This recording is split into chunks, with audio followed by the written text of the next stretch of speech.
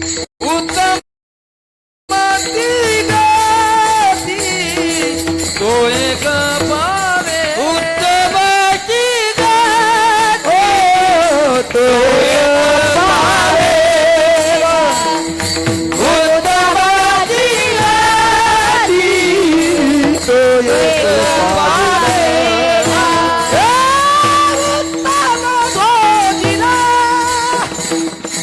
उत्तम भोजिला दिवखानी दिवखानी हे उत्तम दिगती तो एक पावे उत्तम दिग तो एक पावे हा उत्तम भोगिला उत्तम भोगिला दिवखानी दिवखानी उत्तम दिगती तो एक पावे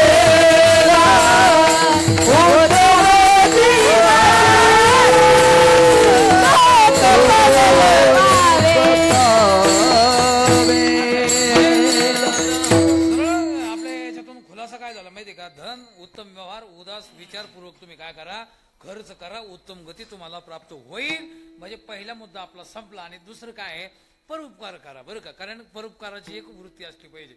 उदाहरणार्थ आपलं जीवन कसं असावं पाहन तुम्ही. आता हे ज्यावेळेस 4, 5, 7 लक्षणं सांगितलेली शास्त्रकाराने की एक नेम असं आहे की पहा तुम्ही, वृक्ष पहा, त्याच्यानंतर नदी पहा, त्याच्यानंतर गोमाता पहा. आलं का? म्हणजे असं आहे की हे सप्तही ही मला असं वाटतं देवेन निर्मित आहात. म्हणजे एक नियम असा आहे की वृक्ष महाराज फळ आपण लावतो, एखादं फळ खातो का तो आपल्याला देतो, ती वृत्ती आपल्यात ठेवा. नदीचं पाणी वाहतं, मला असं वाटतं ते कधी स्वतः करताय हो, आपल्या करताच आहे ना, आहे की नाही. त्याच्यानंतर तिसरं उदाहरण काय आहे की मला असं वाटतं मेघ पहा, मेघ, रवी ही चंद्र घणावृक्ष नदी गावश्च सज्जना येते परोपकार आय देवे युगेन निर्मित. हा रवी त्याने कधी तुम्हाला काही मागितलं? बिल प्रकल्प देतो तो 12 तास बिल मागितलं. अहो त्या रवी सारखं आपलं जीवन ठेवा. त्याच्यानंतर घणा हा रविश्चंद्र म्हणजे चंद्राना पान मारत. आता पहा, चंद्र आपल्याला शीतलता नावाचा गुण देत असतो. रात्री जर तो उदयास्त झाला ना तर अमृताच्या कणामुळं आपलं आरोग्य चांगलं राहतं. आपल्याला कळत नाही पण त्याचे ते मला असं वाटतं उपकार आहे. कोणाचे? चंद्राचे. म्हणजे सूर्याचे उपकार आहे, चंद्राचे उपकार आहे, त्याच्यानंतर वृक्षाचे सुद्धा काय आपल्यावर उपकार आहे. फल देतो ना, नदीचे उपकार आहे, गोमातेचे उपकार आहे. आलं का? त्याच्यानंतर मला सांगा तुम्ही, येते उपकार आहे सज्जना, हा साधू संतांचे काय आहे आपल्यावर उपकार आहे. म्हणजे हे 7 पदार्थ यापैकी मला सांगायचं, येथे उपकारासाठी आले घर ज्या वैकुंठी. आता मला सांगा, हे जसं उपकारित्व जीवन आहे तसंच आपलं जीवन मला असं वाटतं आपलं थोडंफार आहे की नाही. तुम्हाला नाही, जर तुमच्या इथं दूध आहे समजा, दूध देणं होईल का तुमच्या ज्यांना? नाही, नाही होणार ना. कोणाला कबर दूध नाही देत ना आपण. आता माझ्याकडे गाई आहे, एखादा फुकट मागायला आला तर राग येतो, त्याचा चाराला किती पैसे लागत हो, असं वाटतं ना महाराज. म्हणजे पण जर गाई आपल्या ताक निघत ना बाबा, ताक निघत ना, मग ताक निघत तर आमची म्हातारी जर असेल तर 2 तास काम करून घेते महाराज ताकावर. ते म्हणते मेल्या गण ताक पेलं ना, हा नाही एवढं लाकूड. मग आता मला सांगा तुम्ही, आहे ना हे का परोपकार आहे का? फक्त जुन्या माणसाला बोलता येत नाही. ते म्हणते दिवसभर आता यांना आऊत आणलं पाहिजे, एवढं ताक पिलं ते आज ताक. लक्षात आलं का? म्हणजे नका घालू दूध जयामध्ये सार, ताकाचे उपकार. अरे ताकाचे तरी उपकार करा. जर तुमच्याच्याने दही दूध नाही, आपण दूध नाही देणं होत, दही नाही देणं होत, ताक नाही देणं होत, याच्यापेक्षा सांगू का पुढं? महाराजांनी सांगितलं, अहो फुकाचे जीवन तरी पाजा. एवढं आता हे तर होईन ना तुमच्याच्यानं. एखादा जर भेटला तर हे फुकाचं पाणी आहे ना, घ्या आणि त्याला द्या, एवढं तर. पण देण्याची वृत्ती तर ठेवा.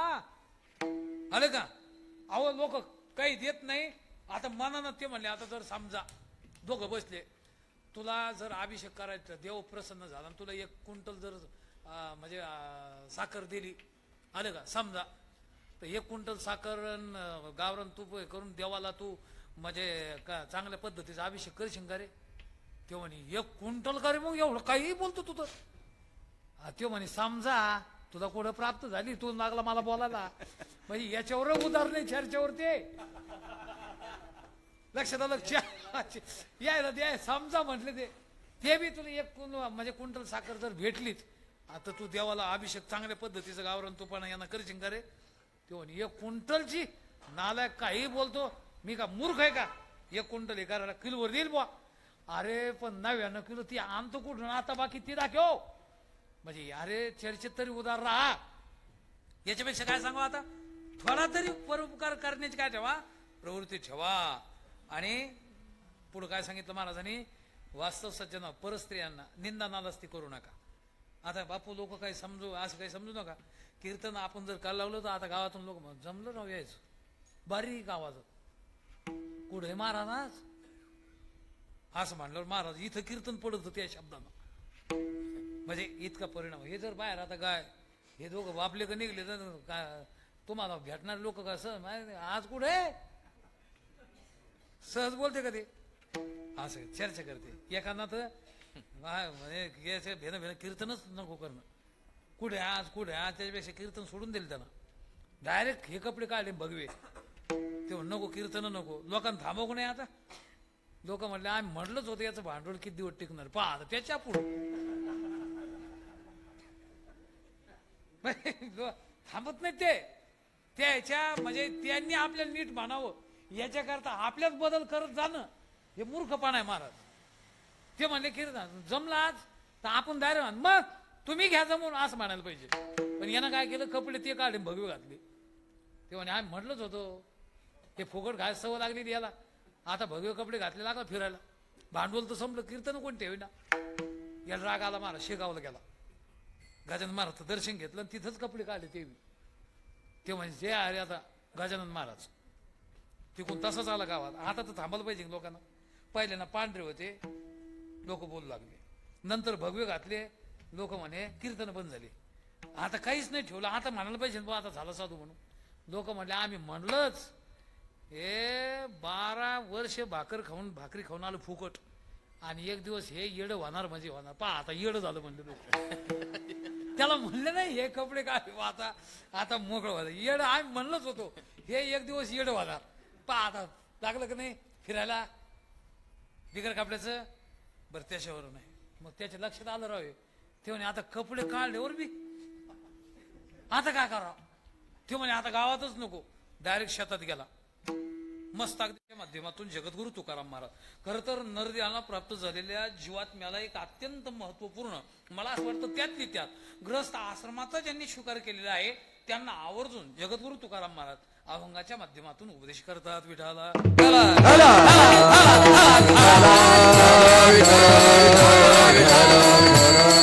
काय नेमका उपदेश केला जगद्गुरु तुकाराम महाराज सांगतात, भल्या माणसा तू ग्रस्त आश्रमाचा स्वीकार केला.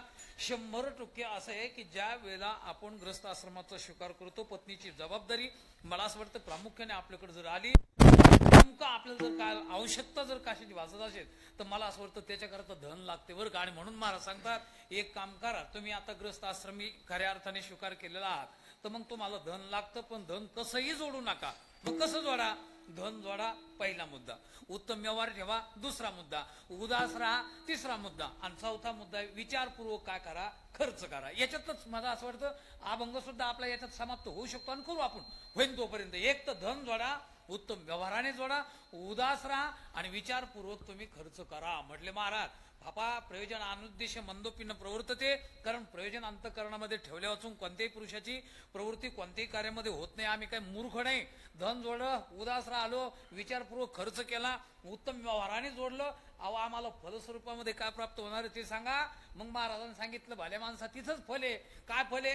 तुम्ही जर धन जोड, उत्तम व्यवहार, उदास आणि विचारपूर्वक जर खर्च केला, उत्तमची गती. लक्षात आलं का? तुम्हाला उत्तम गती प्राप्त होईल, अजिबात काळजी करायचं काम नाही. पुन्हा काय करावं लागेल महाराज? मग महाराजांनी यादी सांगितली, तुम्ही एक काम करा, परोपकार करा, परस्त्रियांना बहिणी आणि मायेचा दर्जा द्या. मला असं वाटतं निंदा आणि नालास्ती करण्यामध्ये चौकावर वेळ घालीत बसू नका. भूत दया ठेवा, गाई पशुचं पालन करा. एखादा वनामध्ये जर सज्जन आपल्याकडे थोडंफार जर जेल असेल आणि तो जर ताणेला असेल तर ताणेल्या जीवन वना माझी, अशा पद्धतीचं हे काम करा. मला असं वाटतं प्रामुख्याने अजात शत्रू असं आपलं जीवन जगा. म्हणजे आम्हाला कोणी आमचं शत्रू म्हटलं नाही पाहिजे. अजात शत्रुत्व ही वृत्ती असली पाहिजे. एक काम करा, वाढवी महत्व वडिलांचं, आपल्या वाढ वडिलांचं काय करा, महत्व वाढवा. म्हटले फल उत्तमाची गती तो एक पावेल. पण महाराज हे लोक ऐकणार काय सोपं नसतं बरं का. आणि कोणाला मूर्ख समजायचं नाही, आलं का. त्याचं कारण असं आहे, अहो काही लोक उठले आणि त्यांनी सांगितलं महाराज एवढं आम्ही चांगलं वागलो, लक्षात आलं का, धन जोडलं, उत्तम व्यवहार, उदास विचारपूर्वक खर्च केला, परोपकार ठेवला, मला असं वाटतं निंदा लालसी केली नाही. प्रामुख्याने सर्व सज्जन चांगल्या पद्धती परिस्थितीयांना बहिणी मायाचा दर्जा दिला, भूतदया गाई पशुचं पालन केलं, सर्व आम्ही व्यवहार केला. पण जर एवढं करून उत्तम गती प्राप्त नाही झाली, तुम्हाला कुठं पहा. असा जर लोकांनी प्रश्न केला, आणि लोक करू शकतात ना महाराज. आमच्या दादांकडं मला असं वाटतं की एक काही बाबळगावकर शास्त्री महाराज आले, आणि म्हणजे हे बाबळगावकर नाही बरं का, म्हणजे वापगावकर शास्त्री आले का. त्यावेळेला ते आल्याच नंतर आमचे विद्यार्थी, असेच विद्यार्थी त्या कालखंडामध्ये ब्रह्म अभ्यास करत होते. आणि ब्रह्म अभ्यास करत असताना मला असं वाटतं त्यांना विचारलं दादाला, दादा हे विद्यार्थी काय करतात. असंच वडाचं झाड आणि त्याच्या खाली ते केळीचे पानं, कपडे नव्हते. म्हणजे लक्षात ठेवा, त्या काळात विद्यार्थ्यांना कपडे नव्हते. अशा काळामध्ये केळीची पानं लावून ते ब्रह्म अभ्यास करू लागले. तर दादांनी सांगितलं ते ब्रह्म अभ्यास करतात. विनोदाने शास्त्री महाराज म्हटले ते ब्रह्म अभ्यास करतात. तुमचं वय ते म्हणे 70, त्यांचं वय ते म्हणे 18, 19, 20, 25, 30 पर्यंत आहे. बरं ठीक आहे, ब्रह्म अभ्यास करून जर ते मुक्त नाही झाले, तुम्ही अगोदर जाणार. आणि मग आता अगोदर गेले तर तुम्हाला कुठं पहा. लक्षात आलं का. दादा काय म्हटले माहितीये का, शास्त्री महाराज तुम्ही आता 100% बाळंतीण होणार. तर त्यावेळेस शास्त्री महाराज म्हणे, महाराज दादा असं काही चर्चा करू नका बाबा. कसं काय ते म्हणे, तुमची तब्येत सुधारलेली आहे, आजवर्षी आले तुम्ही, इतकी तुम्ही गुडगुडीत नव्हते. ज्या अर्थी तुम्ही एवढे मोठे दिसतात, बहुतेक 2-3 महिन्याच्या आत तुम्ही बाळंतीण होणार म्हणजे होणार. ते म्हणे महाराज दादा आता तुमच्यासारखा महात्मा जर आमची मस्करी करायला लागला कसं करा, मी कसं काय बाळंतीण होणार. याच्या लक्षातच नाही आलं दादा नेमकं काय म्हणायचं. अहो ते म्हणे कसं काय नाही होणार तू. तो म्हणे मी निष्ठ्यान सांगतो, कारण स्त्री गर्भ धारण करणं स्त्रियांचा धर्म आहे, तो पुरुषांचा नाही. आणि त्यामुळं मी गर्भ धारणा करू शकत नाही. मी निष्ठ्याने सांगतो मी बाळंतीण होणार नाही. मग म्हणे अरे शास्त्री महाराज तुम्ही जर बाळंतीण होणार नाही हा जर तुमचा निश्चय आहे, तर ब्रह्म अभ्यास करणारा माणूस तो कधीच नरकात जाणार नाही, तो मुक्तच होणार, हा आमचा निश्चय. अलग लक्षात. आणि म्हणून सांगायचं तात्पर्य ही वारकरी संप्रदायाची ताकद, हे सामर्थ्य, हा शक्तिपात आहे. आणि म्हणून तुम्ही काय करा, धन जोडा, उत्तम व्यवहार, उदास विचारपूर्वक खर्च करा. मला असं वाटतं परोपकार चांगल्या पद्धतीने करा, निंदा नालास्ती करू नका, परिस्त्रियांना बहिणी मायाचा दर्जा द्या, शांत राहा, वाडवडिलांचं महत्व वाढवा. 100% तुम्हाला आज ना उद्या उत्तम गती प्राप्त होईल. आणि मी तुम्हाला गॅरंटीने सांगतो असं महाराज म्हणतात. लक्षात आलं का. जर तुम्हाला उत्तम गती नाही प्राप्त झाली तर मी माझ्या निश्चयाने सांगतो उत्तम भोगील जीव खाणे. लक्षात आलं का. म्हणजे सर्वात सर्वश्रेष्ठ खाणे 4 खाणे, त्यापैकी उत्तम खाणे ही जी मानवाची आहे. मला असं वाटतं जारज मध्ये तुम्ही जाल, उत्तम श्रीमताम घ्या अभिजा येथे, श्रीमंत आणि पवित्र कुलामध्ये तुमचा जन्म होऊन तुम्हाला एक ना एक दिवस निश्चित गती, मला असं वाटतं अचिरात, म्हणजे अशी जी उत्तम स्थिती आहे ती प्राप्त झाल्याशिवाय राहणार नाही. मला असं वाटतं सरळ सरळ हा अभंगाचं काय आहे, भाव आहे विठाला विठाला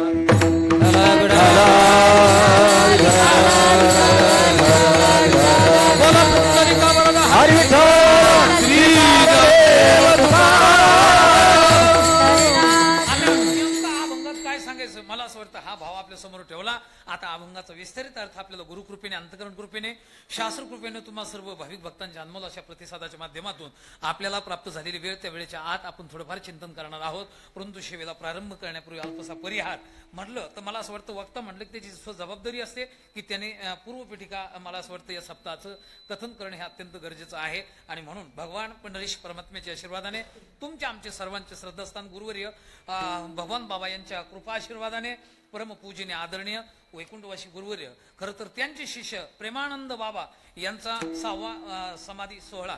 आणि त्याचबरोबर मला असं वाटतं की प्रामुख्याने या सप्ताहाला देखील 126 वर्ष म्हणजे 125 वर्ष जवळजवळ 129 वर्ष म्हणजे आपण शताब्दी होऊन याचा रौप्य महोत्सव झाला. अलग लक्षात, म्हणजे लक्षात 125 वर्ष होऊन आज सुवर्ण महोत्सवाकड मला असं वाटतं प्रामुख्याने हा सप्ताह खऱ्या अर्थाने हा वाटचाल करत आहे. आणि त्या निमित्ताने खरं तर आपण परम भाग्यवान आहोत बरं का. कारण एकमेव मला असं वाटतं की गोल्डे पाटील घराणं वास्तव जर विचार केला तर बापूंच्या कुशल नेतृत्वाने आमचे परमस्नेही परम आदरणीय हरिभक्तपरायण मला असं वाटतं की आमचे बारड महाराज खरं तर यांचे विष्णू महाराज बारड यांच्या कुशल नेतृत्वाने समस्त ग्रामस्थ भाविक भक्त वर्ग सर्वांच्या अनमोल अशा सहकार्यातून भव्य स्वरूपामध्ये वार्षिक चालू असलेल्या अखंड हरिनाम सप्ताहातील वार्षिक नियमाप्रमाणे मला असं वाटतं की तिसऱ्या दिवसाचं वाघपुष्प समर्पण करण्याचा योग पुनश्च एकदा बापूंच्या योगाने मला प्राप्त झालेला आहे. आणि खरंच मी बापूंना म्हटलोय वास्तव जर विचार केला हे कोणालाही घडत नाही बरं का महाराज. सर्व गोष्टी अनुकूल असताना परमार्थ करावा असं सहसा कोणाला वाटतच नाही. कारण गुरुजी म्हणायचे बरं का, तुमचं नाव काय म्हटले, परमार्थ कोणाचा आहे, श्रीमंताचा का गरीबाचा? तर आमचे गुरुजी काय म्हणायचे, आता मी जर म्हटलं मुर्गदेव सकाळी का संध्याकाळी, उत्तर काय देणार तुम्ही? हा, दुपारी. म्हणजे आमचा जो प्रश्न केला तू गेला व्हायला, मुर्गदेव सकाळी का संध्याकाळी, यांनी काय सांगितलं दुपारी. मग गुरुजी तेच म्हणायचे, आलं का खरोखर ना, मुर्गदेव सकाळी नाही संध्याकाळी नाही, मुर्गदेव हे दुपारी. तसं परमार्थ करणं हे श्रीमंताचं काम आहे का गरीबाचं काम आहे? अहो वर ना, श्रीमंताचं काम आहे का गरीबाचं काम आहे? अहो परमार्थ श्रीमंताचा नाही, परमार्थ गरीबाचा नाही. लक्षात आलं का? परमार्थ करेल त्याचा म्हणजे वैराग्यवानाचा आहे. मग वैराग्यवान कोणी असू द्या, गरीब असला तरी परमार्थ करेल आणि श्रीमंत असला तरी परमार्थ करेल. आणि म्हणून गोल्डे पाटील घराणं संपन्न जरी असलं तर वैराग्य असल्याशिवाय परमार्थ घडत नाही, हे त्याचं उत्तर आहे. आलं का? आणि म्हणून काहीतरी त्याग करण्याची भूमिका असली पाहिजे. 1 रुपया त्याग करायचा तर मला असं वाटतं वैराग्यच आहे. एक तुम्हाला कोणाला जीव घालायचं हे वैराग्यच आहे. तुम्हाला सर्व समाजात जमा करायचा अहो हे वैराग्यच आहे. आणि म्हणून मला असं वाटतं प्रथमतः खऱ्या अर्थाने सुशीलो मातृपुण्यनं पितृपुण्यनं चातुर हा एक नियम लक्षात ठेवा. आपा माणूस जर विद्वान निघला समजून घ्यायचं हो बापाचं पुण्य आहे. माणूस जर खऱ्या अर्थाने आचार विचार संपन्न निघला समजून घ्यायचं हे आईचं पुण्य आहे. समजून घ्यायचं मला असं वाटतं की मुलगा जर दाता निघाला तर समजून घ्यायचं हे वंशाचं पुण्य आहे बरं का. आणि मुलगा जर श्रीमंत झाला समजून घ्यायचं आपलं हे कोणाचं आहे, स्वतःचं पुण्य आहे. आता याच्या उलट बोलू का, मुलगा जर मूर्ख निघाला म्हणून समजून घ्यायचं बापाचं पाप आहे. आलं का? मुलगा जर आचार भ्रष्ट निघाला समजून घ्यायचं हे कोणाचं आहे, आईचं पाप आहे. मुलगा जर सज्जन खरं तर जन्म झाल्यात 100 एकरला चुना लागला समजून घ्यायचं हे स्वतःचं पाप आहे. आणि मुलगा जर प्रामुख्याने वर्गणी देत असताना सप्ताह जर सुरू झाला तर गाव सोडून जात असेल, सप्ताह सुरू झाला आणि हे म्हणे गावात येणंच नको, वर्गणी मागण्याची दाट शक्यता आहे, समजून घ्यायचं हे वंशाचं पाप आहे. याचं वापतच होतं. आलं का? समजूनच घ्यायचं तुम्ही, याचा आजा तसाच होता का, याचा अर्थ असा आहे म्हणजे ही परंपरा आहे. मी माझ्या मनाचं काही सांगत नाही बरं का. म्हणजे याच्या उलट त्यापैकी आता गोल्डे घराण्याकडे जर आपण पाहिलं तर सुशीलो मातृपुण्यानं या क्लास म्हणा अधिकारी DYSP साहेब मला असं वाटतं जर त्याचे कोणी जर एखादे जर काही असते ना अधिकारी ते जर आले तर ते म्हणते नाही नाही हे आमचे साहेबच नाही, आमचे साहेब कुठे इकडे येत असते का? आलं लक्षात? म्हणजे याचा अर्थ असा आहे महाराज हे कोणाला घडू शकत नाही. बहुतेक हे ज्या वेळेला मला असं वाटतं की तिकडे जात असतील ना तर 100% त्यांना कोणाचा रुपा खावा असं वाटलं नसल बरं का त्यांना. का बरं? कारण त्यांना वारकरी संप्रदायाचा वसा लाभलेला आहे. कारण एवढे मोठे क्लास म्हणा अधिकारी प्राप्त होऊन सुद्धा परमार्थ करावं असं जर वाटत असेल तर मला सांगा तुम्ही, मी म्हणजे त्याचा जर थोडा अनुभव बरं का. म्हणजे मी 12 वर्षे मी पंढरपूर क्षेत्रामध्ये राहून आलो. आमच्यातलेच काही लोक ज्यावेळेस कीर्तन करता करता करता लोक त्यांना मानू लागले महाराज तर परिणाम पुढं असा होतो की ते मग बापूंना सांगितलं मी की मग त्याला असं आहे लालूच लागते. ते म्हणतो मग 10,000 असले तर मग येतो बाबा, आपलं नाही तर जमणार नाही. मग आता हे सांगा हे परमार्थाची उंचीचं लक्षण नाही बरं का. म्हणजे मी जबाबदारीने बोलतो, उद्या मी बी आता कीर्तन करायचे आणि तुम्ही हे सर्व लोक ऐकणार आहेत, मी तुमचाच आहे, त्याच्यामुळे हे शब्द पुन्हा रेकॉर्डिंग आहे. अलग लक्षात? म्हणजे याचा अर्थ असा आहे, सांगायचं तात्पर्य संप्रदायात कितीही माणसाची जर उंची वाढली तर 100% आपली जी आयाचित वृत्ती आहे ही कधी सोडायची नाही. लहान असो लाभणं धरावे मना माझी, ही स्थिती आहे ना माणसं त्याचा शेवट गोड होत असतो बरं का. आणि म्हणून प्रामुख्याने जर विचार केला तर सज्जनो आपला संप्रदाय अनादी आहे, सनातन आहे, वैदिक आहे, मत फलाला तो कारण आहे. याचं वैभव आपण खऱ्या अर्थाने आपल्या डोळ्यासमोर ठेवलं पाहिजे. आणि म्हणून मला तुम्हाला हे सांगायचं की हे सर्व घराण्याच्या बाबतीत जर विचार केला तर 100% सज्जन एवढी अनुकूलता असूनही करण्याची प्रवृत्ती आणि गावाला घेऊन करण्याची प्रवृत्ती एक अत्यंत स्तुत्य हा उपक्रम आणि त्याला अनुसरून सज्जन मला वेळोवेळी या गावचं दर्शन जर होत असेल तर माझं मी स्वतःचं परम भाग्य समजतो. या निमित्ताने खरंच या सप्ताहाकरता आपल्या भागातली सर्व सज्जन गुणीजन आमची महाराज मंडळी आदरणीय आमचे या ठिकाणी प्रकाश महाराज असतील आदरणीय दत्ता महाराज असतील आदरणीय संगीत विशारद आमचे खरं तर राजूभाऊ गव्हाणे महाराज असतील आदरणीय आमचे त्यांचेच वडील गव्हाणे साहेब असतील आपल्या गावातील सर्व महाराज मंडळी आमचे महाराजांचे सर्व विद्यार्थी वर्ग सर्वांना साष्टांग दंडवत प्रणिपात घालून याच गावातील मृदुंगमणी मला असं वाटतं माऊली महाराज गोल्डे आदी करून माईक सिस्टीम सुद्धा केवढी सुमधुर बिचारा तो अत्यंत डोळस आहे त्यालाही धन्यवाद देऊन मला असं वाटतं आता आपल्याला लगेचच हरी कीर्तनाला प्रारंभ करायचा कारण जास्त वेळ आपल्याला माहिती आहे की आपल्याला विषयावर बोलणं हे अत्यंत गरजेचं आहे म्हणून इथून पुढे मला सांगायचं आणि तुम्हाला ऐकायचं बरं का. असं तुम्ही थोडं असं पुढे टाळ बाजू सारखा गुळ द्यायला पुढे हे जर बाबाला म्हणजे देणं मला काही योग्य वाटत नाही आणि म्हणून मला असं वाटतं प्रामुख्याने सज्जन आता चला आपल्याला काय आहे अभंगावर चिंतन करायचं बरं का. आता इथून पुढे मला सांगायचं आणि तुम्हाला ऐकायचं जबाबदारीने सज्जन असा नियम असा आहे की श्रोता जर म्हणला तर ते गोपिका नाही का गोपी गीतामध्ये गोपिकांनी सांगितलं ब्रह्मदेवाला शिवे देऊ लागल्या बऱ्याच शिवे दिल्याच नंतर ब्रह्मदेव म्हणे बाबा मला तर सर्व जग बुद्धिवान म्हणतं आणि तू निर्बुद्ध का म्हणायला लागली मला काही लक्ष दे ना. ते म्हणते मेल्या तू गरीब बुद्धिवान असता पण हुकला ना. ते म्हण काय हुकला ते मग हुकलो काय मग पाहते म्हणजे तुम्ही गोपिगीत भागवतामध्ये जर वाचलं तर त्या गोपिकेने ब्रह्मदेवात चूक काढली महाराज. ते म्हणे मेल्या तू आम्हाला निर्माण केलं. ते म्हणे हो हातपाय दिले तुम्हाला सर्व खाया प्यायला दिलं समजदारीची बुद्धी दिली सर्व काही आम्हाला काऊन नाव ठेवं लागले बाबा तुम्ही. ते म्हणे मेले एक चुकला तू.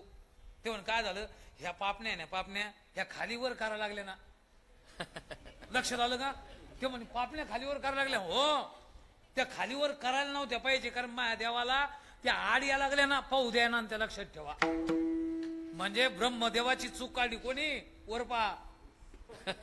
लक्षात आलं का कोणी चूक काढली कोणी एका गोपिकेने चूक काढली की पापने दिल्या मेल्या मला परमार्थ करण्याला प्रतिबंध व्हावा लागला. मला असं वाटतं तसंच आपण कीर्तन ऐकलं पाहिजे बरं का. असं टक फक्त राग पाहू नका म्हणजे झालं.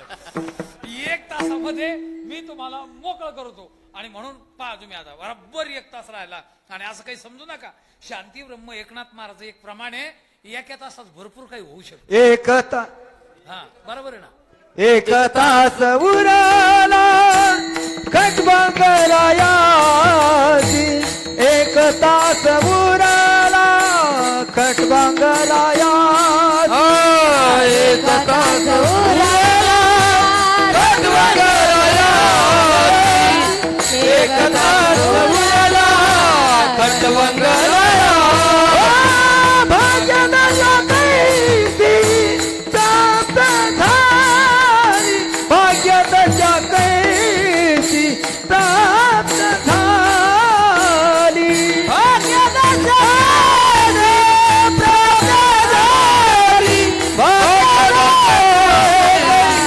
प्राप्त झाली भाग्यदाया कैसी प्राप्त झाली भाग्यदाया कैसी प्राप्त झाली हरिमुखी गाता हरिमुखी गाता हरपली चिंता हरिमुखी गाता हरपली चिंता हरिमुखी गाता हरपली चिंता हरिमुखी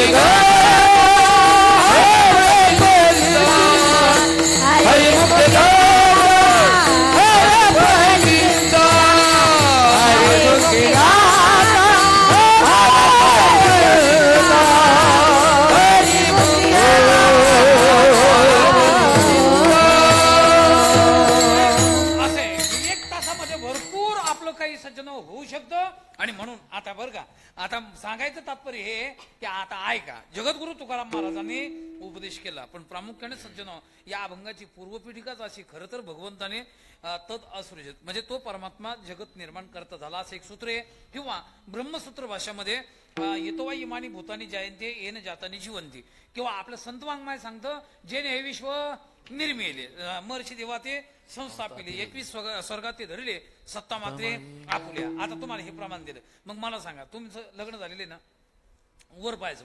मग आता जर तुमचं लग्न झालं, मुलं आहे तुम्हाला, मुलं आहे, मग तुमच्या मुलाची जबाबदारी मला सांगा. रुपये जर मागायचा असेल, तुमचा मुलगा तुम्हाला मागेल का शेजाऱ्याला मागेल? काऊन? लवकर लवकर बोलायचं, कीर्तन आपलं पुरं जाईल. मग काऊन मागेल तुम्हाला? तुम्हाला शेजाऱ्याला का नाही मागणार? तुम्हाला का मागेल? त्याचं कारण आहे, त्याच्या उत्पत्तीची जबाबदारी कोणी घेतली? त्याच्या निर्मितीची जबाबदारी कोणी घेतली? तुम्हीच घेतली का नाही? अहो, जो जन्य असतो ना, तो जनक त्याला जबाबदार असते, ध्यानात घ्या. जर आता एवढा मोठा मठ जर बापून निर्माण केला, मी अगोदर म्हटलो याची पालण्याची जबाबदारी ठेवा. म्हणजे काय? त्यांनी सांगितलं हे काय पुढं, आणि यायला म्हटलं ते यांना म्हटलं मी तुम्ही सांभाळा. ते म्हणते काय पुढं पुढे कमी ते हार घातलेले मला. म्हणजे याचा अर्थ असा आहे, त्यांनी त्याचं नाव खोलून गेलं. म्हणजे यांनी सांगितलं हे पुढे आणि यांनी सांगितलं ते पुढे हार घालणारे. हे आता असंच चालत राहणार. जबाबदारी आहे ना मला, कारण तुमची जबाबदारी यांच्यावर आहे. लक्ष झालं का? म्हणजे नियम असा आहे. तसं यांना तयार करण्याची जबाबदारी कोणाची होती? तुमची आहे ना महाराज. मग मला तेच सांगायचं ना, जसं कल्याणाची जबाबदारी बापाकडे असते, जगाचा बाप कोण असा प्रश्न केला तर देवे, मग आपल्या कल्याणाची जबाबदारी कोणी घ्यायची? कोणी घ्यायची? अरे हे ज्याने जग निर्माण केलं, त्या कल्याणाची जबाबदारी सुद्धा कोणाची आहे? कोरोना आणला तर त्याला माहिती हे चांगली चांगली न्यावाच लागते गड्या. ते आलं लक्षात? म्हणजे कोरोना आणला हे जाऊ द्या, बिचारे काही मदत गेले असे तसे, आपल्या काही म्हणजे गावाबरोबर किडे बी गेले असं मला म्हणता येत नाही. पण जागतिक लेवलला चीन सारख्या देशाला त्यांनी माझा दाखवली. लक्षात घ्या, आपल्यावर थोडं वारं आलं भारतावर असं काही समजू नका. पण लक्षात ठेवा, मोठमोठे उन्मत्त झालेले जग बरखास्त झाले. आजही प्रामुख्याने मला तेच सांगायचं, अहो हे सुद्धा देवी भागवतामध्ये जर वाचलं, मी सुद्धा एका रोगाचं रूप धारण करते असं स्वतः एका शक्तीने सांगितलेले, ध्यानात घ्या. आणि म्हणून मला तुम्हाला तेच सांगायचं, हे सुद्धा एक कल्याणच आहे. म्हणून ज्यावेळेस कल्याणाची जबाबदारी घ्यायची, मग देवाने काय केलं माहिती का? विश्व निर्माण केलं तर त्यावेळेस भगवान सृष्टवा इदम जगत तस्य स्थितीम चिकीर्षु मरीच्यादी प्रजापती नागरे सृष्टवा वेदोक्तम धर्मग्राह्य मासा. म्हणजे अगोदर प्रजापती निर्माण केले, म्हणजे मरीच्यादी प्रजापती, आणि त्यांना सांगितलं आपा ह्या लोकांना कळलं पाहिजे, आता मी बुद्धी दिली, यांना मानव शरीर दिलं, यांचं कल्याण झालं पाहिजे, आता यांना धर्म सांगा जाऊ. आणि मग प्रवृत्ती लक्षण नावाचा धर्म म्हणजे कर्म मार्ग, नित्य नैमित्तिक काम्य प्रायश्चित्त वगैरे हे सर्व कर्म सांगितले. आणि कर्म सांगितलेच नंतर मला असं वाटतं त्याच्यात बी वर्ण धर्म आहे, त्याच्यात नंतर आश्रम धर्म आहे. मग पाहिला मला असं वाटतं याचं नाव ठेवलं ब्राह्मण. मग ब्राह्मणानं काय सांगितलं माहिती का? अंडे खा. अंडे खाऊ ब्राह्मण आहे का? लक्षात आलं का? अंडे खाणारा असेल तर त्याला ब्राह्मण म्हणू नका. वैदिकत्व हे अत्यंत महत्वाचं आहे. म्हणजे काय? तर ब्राह्मणाला सांगितलं शांती औदार्य, मला असं वाटतं हेतू ठेव, अध्ययन अध्यापन आणि आपला उदरनिर्वाह, हे आमचे जसे मुलं मधुगरी मागून जीवन जगतात ना, मला असं वाटतं तसं तू काय कर, जीवन व्यतीत कर. कारण तुला धर्म लोकांना सांगायचा. म्हणून आचरणे होती ती आचार्य, म्हणजे आचार संपन्न असला पाहिजे. ब्राह्मणाला सांगितलं. मी आता वेगात पुढे जातो. पुढचं कोण आहे? मला असं वाटतं त्याचं नाव एक क्षत्रिय. क्षत्रियाला काय सांगितलं? बाबा क्षत्रियाला सांगितलं शौर्यम तेजो धृतिर्दाक्षम युद्धचाप्या पलायनम, म्हणजे तू शूरता ठेव, हे की नाही, वीरता ठेव, युद्धामधून पळू नको. आता हे त्याच्यातलं एक लक्ष नाही यांच्याकडं आलं का? कारण यांच्याकडे जे पद आहे म्हणजे प्रॅक्टिस आहे, मेहनत आहे, आणि ते घेऊनच आपण म्हणजे जर लोकांना इतक्या लोकांचे जर हे मालक जर होत असेल तर मला असं वाटतं त्याच्यावर आता त्यांना त्याची माहिती आहे.